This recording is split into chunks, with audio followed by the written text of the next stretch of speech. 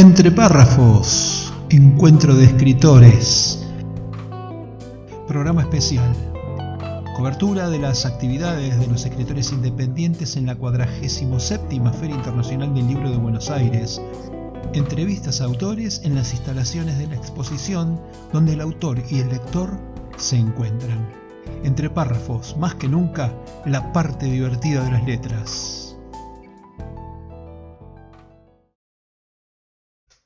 Hola, ¿qué tal? Bienvenidos a este nuevo episodio especial de Entre Párrafos con la cobertura de la 47ª Feria del Libro de la Ciudad de Buenos Aires. Como es sabido, este podcast difunde la labor de los escritores independientes de todo el mundo de habla hispana. Más que nunca, apoyando a quienes hacen el esfuerzo económico y el trabajo de comunicar sus obras de una en una, de lector en lector. Hoy tenemos otras 4 entrevistas realizadas directamente a pie del stand. En primer lugar, Nicolás Gianfrancesco. Este joven escritor porteño es periodista y productor, relator de fútbol vinculado al Club Ferrocarril Oeste como programa partidario. Actualmente trabaja como productor en torneos y competencias. Sus vivencias, siguiendo las carreras de varios jugadores de su club, muchas de ellas con historias realmente conmovedoras, lo impulsaron a escribir este libro, con aristas deportivas y profundamente humanas. Su libro lleva por título Si tanto ha costado. Mira, siempre me gustó escribir de chico. Me pasaba que a veces lo que me inspiraba o lo que me apasionaba lo transcribía en palabras y sentía como cierta facilidad, no sé si para escribir gramáticamente correcto, pero sí para a la gente darle lo que yo sentía, transmitir la emoción. Después, bueno, con el tiempo yo era adolescente, viste, todas las cosas que le pasan a los chicos y como que lo dejé un poco de lado. Pero siempre me quedó esa cosa de por qué no seguir por ese lado, viste. Y después más de grande, ya te diría el año pasado, retomé la escritura con ciertas cosas puntuales. Por ejemplo, las historias de vida que están en el libro de estos chicos que llegan a la primera de Ferro, que juegan inferiores al fútbol. Y un día uno de ellos debutó y yo escribí una pequeña reseña con un juego de palabras y a la gente la emocionó bastante. Los que lo leyeron, se viralizó un poco por Twitter y como que ahí como que até cabos y dije, ¿por qué no empiezo a escribir de esto? Que evidentemente lo puedo traducir de la manera que quiero, le puedo llegar a la gente y encima le doy espacio y lugar a un montón de chicos que quizás el día de mañana triunfen o quizás no, pero que contarle a la gente el esfuerzo que hicieron para estar en un lugar que todos quieren y pocos pueden ocupar. Entonces fue, bueno, esa la idea y se fue dando todo muy rápido. Hasta agosto del año pasado yo no había escrito nada y empecé en agosto y bueno, ya en marzo lo tuve en mis manos, digamos. Fue todo muy, muy rápido y muy loco. Le ha dado a la arquitectura de su trabajo literario un enfoque netamente periodístico. Nicolás está formado en TEA, donde se recibió como licenciado en periodismo deportivo. Incluso ha llegado a producir un documental sobre el Deportivo Español. En fin, esto le da cuerpo al abordaje de Si tanto ha costado. Bueno, relata la historia de vida de más o menos 20 futbolistas que en el último tiempo han llegado a debutar en la primera de Ferro, pero relaciona no solo al fútbol, sino hace más énfasis en la historia de vida de cada uno de ellos. Lo que pasaban de chicos, muchos que dejaron sus familias y vinieron del interior, se instalaron en una pensión, en un departamento o en distintos lugares para cumplir el sueño de jugar al fútbol. El esfuerzo de las familias, las necesidades que pasaban. Hay muchos chicos que empezaron en la pobreza, algunos que perdieron familiares, otros que tienen familiares detenidos. Hay hasta chicos que han revuelto la basura para comer y que hoy, tantos años después de esos episodios, los tenga jugando en primera y cumpliendo el sueño de ellos y de mucha gente. Para mí por lo menos fue fuerte y fue impactante escuchar cuando me lo contaban. Como también hay un montón de historias lindas que no tienen por qué tener la necesidad de la pobreza ni de la falta de algo, simplemente del esfuerzo que hicieron. Claro que resulta interesante saber desde dónde opina, ya que no se trata de un exjugador de fútbol. Yo soy hincha y tengo como soy un apasionado del fútbol amateur. lo que es las inferiores, las formativas, de los pibes en sí. Bueno, yo estoy en un medio partidario de Ferro, el show de Ferro, y siempre estuve cerca de lo que eran las inferiores, relato los partidos de reserva, siempre estuve como vinculado a ese mundo y los conocía a muchos de estos chicos de pequeños, de que están en novena, octava, con 14, 15 años, y a muchos de ellos ya los vi debutar. Entonces más o menos yo conocía un poco la vida de cada uno, y muchos me daba la sensación que contarles a la gente de dónde venían, y que ellos también, digamos, tengan como ese reconocimiento, podía ayudarnos a todos, a ellos a que la gente sepa, y la gente también a bajar un poco el exitismo que tiene en el momento que un chico salta a la cancha y en el que todos creen que tiene que ya demostrar si es un crack o no en 5 minutos, cuando arrastran en sus hombros y tiene una carga muy grande, con una historia pesada, ¿no? Muchas veces, y darle a la gente ese contexto creo que ayuda a todos, sobre todo a tener paciencia y a entender que al fin y al cabo somos todas personas de carne y hueso, y que las emociones y todo lo que uno arrastra también pesa. Respecto de los nombres que convoca para su libro, a quienes les hace entrevistas, es importante saber qué avance han logrado en su carrera y qué representatividad tienen en el club, puesto que eso le da envergadura a la obra. Sí, hay varios que están en el plantel actual, algunos de ellos son titulares, y después está la historia del Huevo Acuña, que es campeón del mundo, y de Lucas Román, que fue recientemente vendido al Barcelona. Es decir, hay de todo, hay chicos que juegan en primera, otros que juegan en Europa, algún campeón del mundo, y otros que jugaron un ratito o están ahí sin saber qué hacer, o están a préstamo en otro lado, que quizás no triunfaron tan de pronto como el resto, pero que vivieron y sintieron y saben de qué se trata. Quizá la mejor parte del trabajo realizado es la reacción de sus entrevistados al ver su nombre y su carrera puesta de manifiesto por un trabajo periodístico. Y eso es lo más lindo de todo, porque ahí empiezan el reconocimiento de ellos hacia uno, la emoción.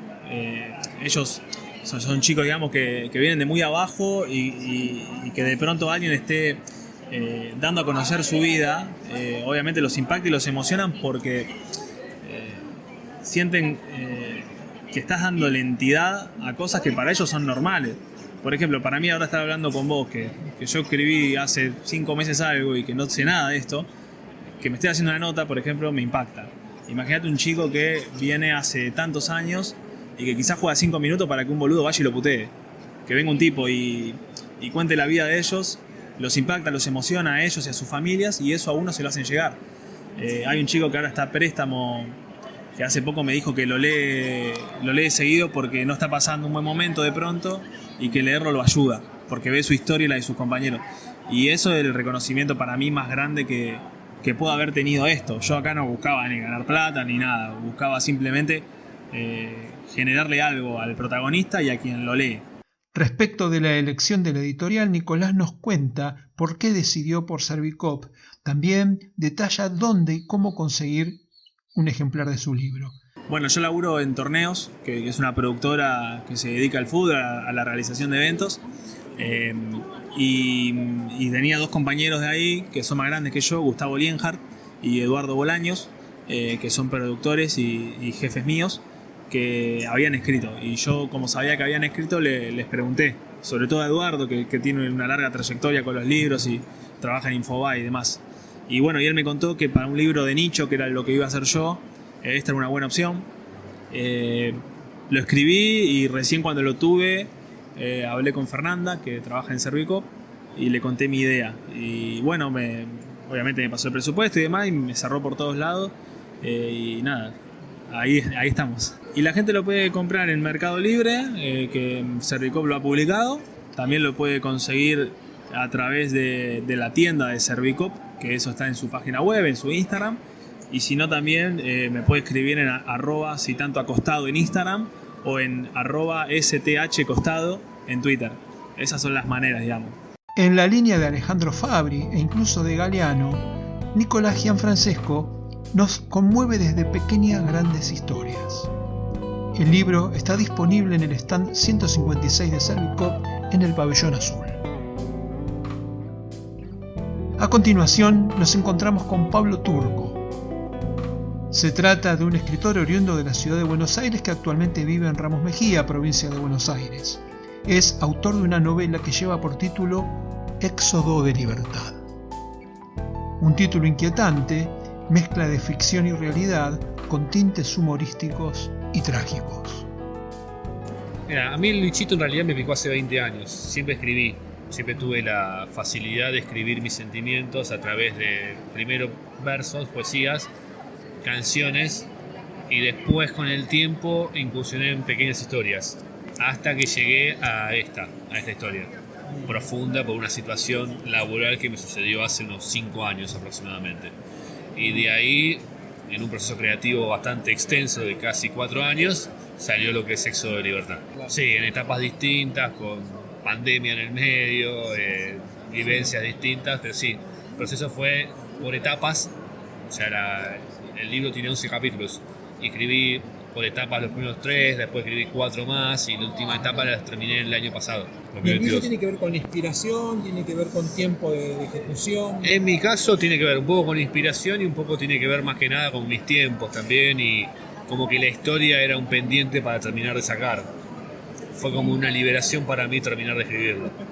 A la manera de El oficinista, la novela de Guillermo Sacomano, publicada por Sex Barral allá por 2010, Pablo nos detalla el clima agobiante que ocurre en el trabajo donde tiene que soportar a un jefe intolerable. Éxodo de Libertad, basado en algunos hechos reales ficcionados, trata de una empresa que tiene un líder jefe bastante complejo, asociado a otra persona que es como su hijo, que también tiene sus particularidades, y con su forma de ser bastante avasallante, maltratadora, somete mucho a los empleados. En algunos casos, muchos no lo pueden resolver, sufren bastante el maltrato y los achica bastante, y otros no, otros responden. Y bueno, la historia trata de cómo varios se van yendo de ese lugar de diferentes formas, algunos no de la mejor forma, porque hay una situación real que pasó con uno puntual, bastante, digamos, dramática, profunda, diría terminal, y después vas viendo cómo van saliendo todos, y digamos, lo que logra el libro es mostrarte cómo varias personas logran el éxodo justamente de libertad. La libertad que es salir de la empresa esta. La celebración está en esa salida, básicamente. Porque el libro tiene muchos segmentos de frases puntuales de los personajes como autorreferencial, pensando, y hay cosas que son muy profundas. De hecho, en varios aspectos los personajes muestran profundidades del ser, la depresión, la angustia en algunos casos, la inconformidad laboral, en otros casos el desinterés sobre los demás. Hay empleados que son muy desinteresados por el otro. Después están las víctimas, hay muchos perfiles de víctima, tenés un montón de aristas muy interesantes en los personajes. De hecho, está estructurado en 11 capítulos con 11 personajes principales de cada capítulo. O sea, la historia, cada capítulo va alrededor de un personaje, que después genera también subhistorias, subescenas. No te digo, está bastante montado, y lo monté en otro país, lo situé en Alemania, en Hannover. En cuanto a la decisión sobre dónde publicar su novela, Pablo nos cuenta todo el proceso. Inicialmente no tenía pensado publicarlo, y por amigas mías que escribieron, dos casos particulares, me animé a empezar a averiguar. Esto fue a principios del año pasado. Y empecé a preguntar en una, en otra, hasta que llegué a esta editorial Tinta Libre, que me recomendaron bastante por el tema del diseño, por el tema de la atención y la gráfica. Y me gustó. Empecé a indagar, pedir presupuestos, a empezar a adentrarme de cómo era el sistema, porque para mí era desconocido. Y una cosa fue llevando a la otra, hasta que ya cuando me quise dar cuenta tenía el libro editado. Y le faltaba el nombre. El nombre fue lo último que salió.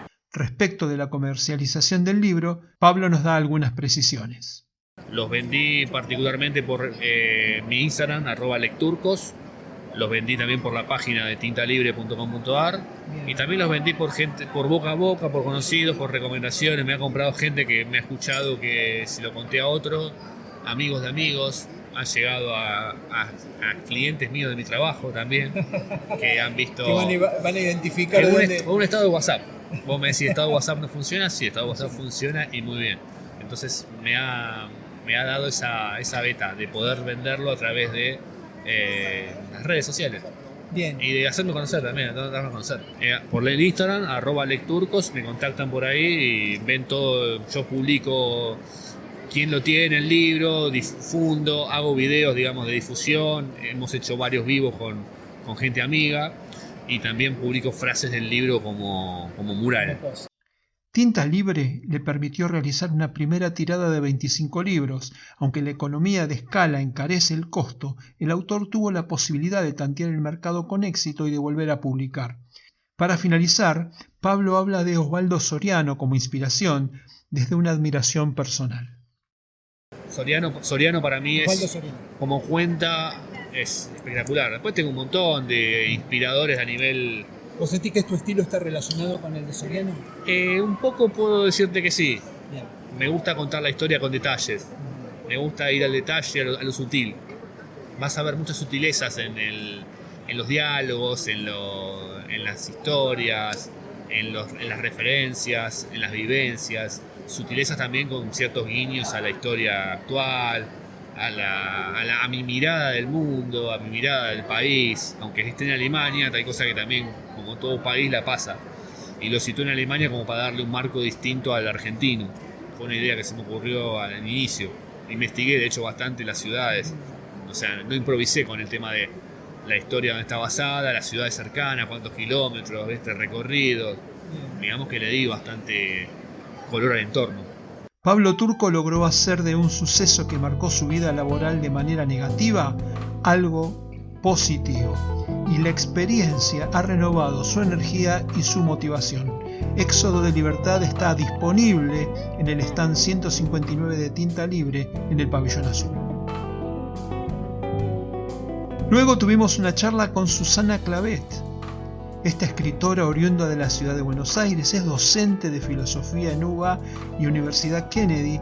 Ha escrito anteriormente sobre sus experiencias pedagógicas, de reflexiones sobre la realidad, y ha realizado trabajos de investigación sobre la escuela como ámbito natural del ejercicio ético y ciudadano. Llevaba por título Ética, algunos apuntes en la educación polimodal y para la formación docente.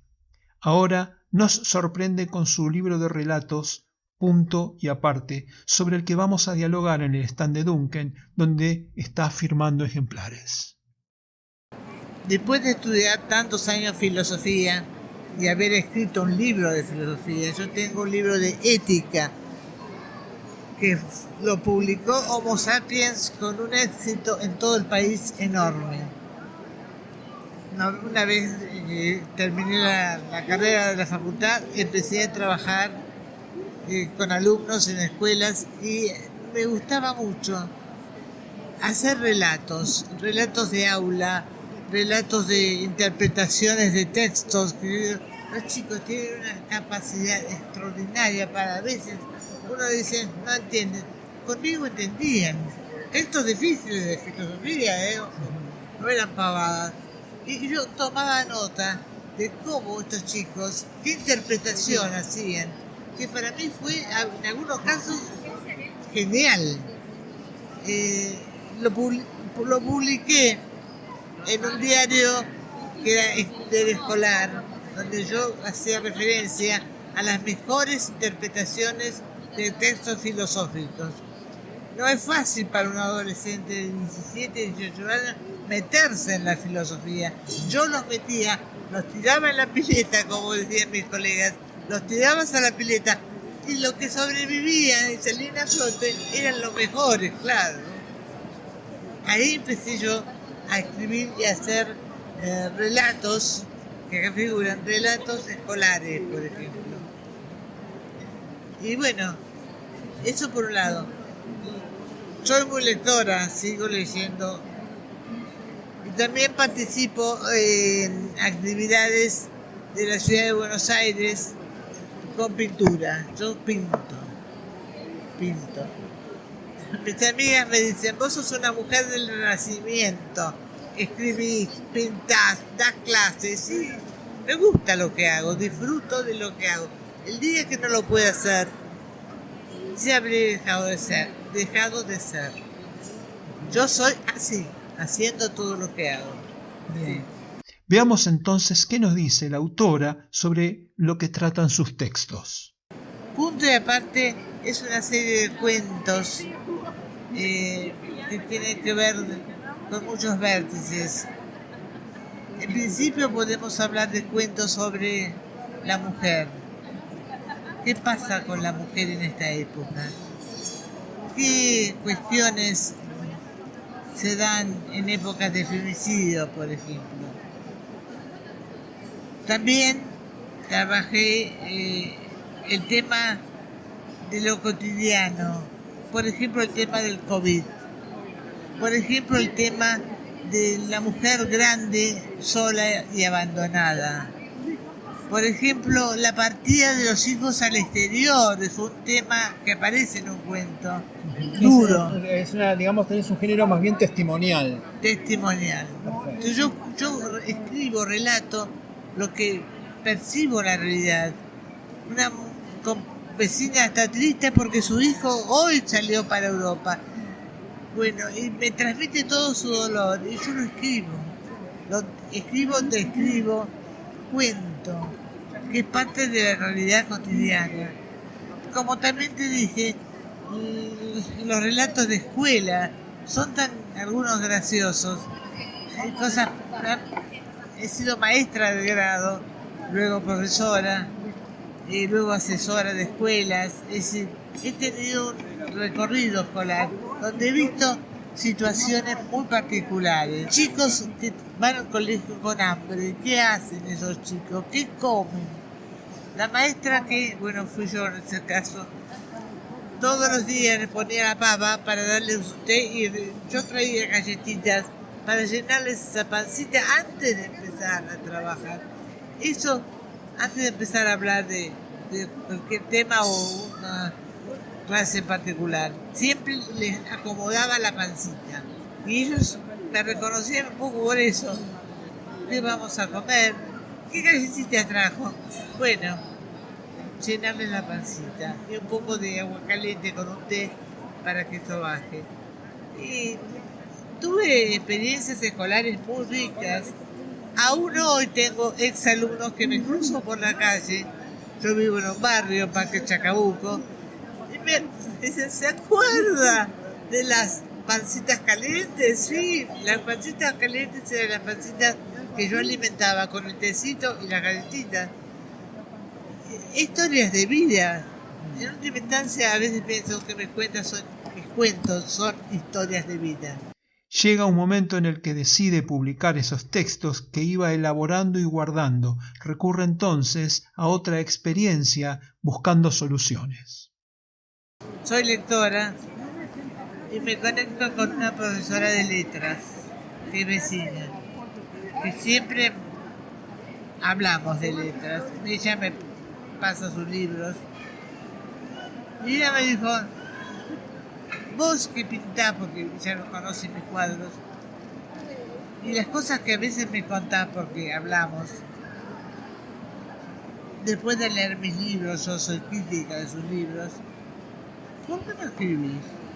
¿Por qué no te largás a escribir? Escribir he escrito un montón en mi vida. Lo que pasa es que no lo tengo como ordenado. Si querés empiezo a buscar y empiezo a reordenar eso que yo tengo ya hecho, escrito. Y ella me animó, me estimuló, me dijo, dale, hacé lo que yo te lo mido, porque ella es de letras, yo no soy. Mirarlo en cuanto a la escritura, la formalidad, si corresponde. Ella siempre me decía, ojo, acá punto y aparte. Me marcaba, te das cuenta literalmente. Y eso, por eso el nombre, punto y aparte. Ella me marcaba. Acá va una coma, un punto y coma. Pará, esto hay que revolverlo. Ella hizo ese trabajo conmigo, me ayudó muchísimo. Y me sigue estimulando. Yo hoy sigo escribiendo. ¿Pero cómo decidiste, por ejemplo, venir a Duncan? Porque ella publica por Duncan. Ella me recomendó, me dijo, vos vas a Duncan, vas a publicar, sí, después de ver lo que yo había escrito, lo publicás sí o sí. Una interesante charla con una profesional de la filosofía y la docencia que ha encontrado en el oficio de escritora un medio para desarrollar su pensamiento. En la Feria del Libro podemos encontrarla en el stand 1123 de Editorial Duncan, Pabellón Verde. Finalmente nos encontramos con Andrés Lorenzi. El entrevistado es un profesor universitario y psicobiólogo, hoy jubilado. Trabajó en la Universidad Nacional de Misiones y fue profesor de escuelas secundarias en San Pedro, Puerto Piray, Iguazú y El Dorado. Ha escrito 4 libros: Mi aula, El apunte, El profesor y El oficio docente. Este último fue el que nos convocó a una charla en el stand de Servicop en la Feria del Libro. Y yo diría que el primer libro que escribí fue aproximadamente por 1993, cuando yo tenía alrededor de 50 años de edad. Siempre escribí sobre temas de la educación. Yo tuve un vínculo muy fuerte, muy amoroso con el aula. La enseñanza a los alumnos, tanto de secundaria, a los adolescentes, como luego en la universidad, me atrapó. Bien, ¿y cuántos libros tenés escritos? Este es el cuarto. Este es el cuarto. ¿Los otros cómo se llaman? Y el primero es Mi aula, que fue un trabajo de investigación que duró 5 años. El segundo se llamó El apunte, porque yo rememoraba un viejo libro que a los 18 años me permitió estudiar en la Facultad de Ingeniería. Me costaba mucho, no sabía cómo ubicarme y era un apunte, entonces le puse El apunte. El tercer libro se llama El profesor. Hay como un salto ya, un gap entre el apunte y el profesor. En el profesor ya hay elaboraciones. Por ejemplo, una de las elaboraciones se llama La matemática y el amor. Radica en una clase que yo no daba pie con bola. La cara de los alumnos era, yo digo, acá por donde rajo la puerta. Y entonces en un momento determinado cambié el discurso. En vez de hablar del conjunto A y el conjunto B, empecé a decirle: este hombre y esta mujer se han encontrado en la vida y empezaron a construir sueños y luego proyectos. Es la intersección de dos conjuntos. Y así seguí con la clase alternando el discurso amoroso y el discurso matemático. Ese fue el profesor. Bien. El cuarto libro es este, Es este. El oficio docente. Buen momento para hablar de inspiración. Mi maestro, al que yo reconozco mucho, es un inglés, Lawrence Stenhouse. Lawrence Stenhouse escribió un libro y era su leitmotiv, su tesis, su inspiración. La investigación es la base de la enseñanza. Y lo leí, lo releí, lo subrayé con marcadores que me retaron. Me dijeron: los libros no son con marcadores, es con lápiz. Y bueno, ya estaba. Sí, yo amaba ese libro. Y después tuve otros maestros. Una maestra que hay en Posadas, que comenzó como maestra. O sea, empezó con su práctica. Y luego se graduó de profesora en Ciencia de la Educación. Más tarde hizo una maestría en Antropología y finalmente es doctora en Educación. Es mi maestra. Me gradué de ingeniero. Yo ahora soy jubilado. Ajá. Pero digamos que enseñé en esa escuela de la que estamos hablando, que era una escuela de monjas. Y los prejuicios a priori que yo podía tener, caramba, un ambiente religioso, de monjas, la gran mayoría todas alumnas mujeres, no, quedaron derribados porque yo me divertí muchísimo. Yo ingresaba al aula y escribía poesías. Tú que tienes los ojos mojados de luz y empapadas las manos de tanta inquietud, en las alas de tu fantasía, etc. Según cuenta el autor, para mitigar el duelo de lo perdido al momento de la jubilación y parafraseando a Proust, relataba episodios educativos a quien quisiera escucharlos. De esos relatos surge el oficio docente. El oficio docente es... yo empecé a escribirlo cuando estábamos ya en la pandemia. Y se ve que estaba aburriendo a mucha gente, que me empezaron a decir: ¿por qué no lo escribís? ¿Por qué no lo escribís? Porque yo contaba las anécdotas. Extrañaba el aula, me había jubilado y extrañaba estar con los alumnos. Y entonces me empezaron a decir: escribilo. Y entonces empecé a escribir distintas anécdotas del aula. Un día que empecé explicando, ¿este pizarrón se mueve o no se mueve? No, no se mueve. Y bueno, yo con eso lograba llegar al momento de un conflicto para ver qué es el movimiento. Claro, el pizarrón no se mueve, pero si está agarrado a la pared y la pared a la tierra, gira alrededor del sol, se mueve. Entonces yo buscaba cosas que movilizaran. En la secundaria no me preocupaba tanto la física, ni la matemática, ni la química. Yo buscaba que el alumno pudiera crecer. Ese fue mi bandera. Yo quería que los alumnos crezcan, porque estaba en un lugar exageradamente pobre. Yo tenía mucha conciencia social y entonces me preocupaban los alumnos, no la ciencia. Bueno. Respecto de la comercialización del libro y de las redes sociales, el autor nos da detalles. Y en Servicop. Y en Misiones, por ahora los tengo yo. El libro tiene todos los datos míos. Avenida Mitre 1641, segundo C. Eso es el que me quiere escribir. Y el mail, el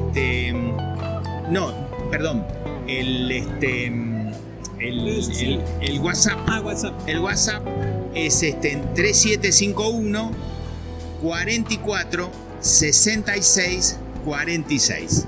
Cuenta Andrés Lorenzi que el Estado lo había jubilado y empezó a extrañar el jugar con el conocimiento de los alumnos, los autores y el suyo propio.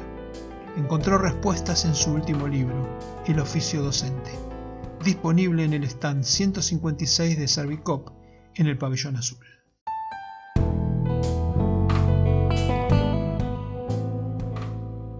Entre párrafos, encuentro de escritores. Programa especial. Lunes, martes y viernes hasta la conclusión de la 47ª Feria Internacional del Libro de Buenos Aires. Seguinos en todas las redes y plataformas. Entre párrafos, más que nunca, la parte divertida de las letras.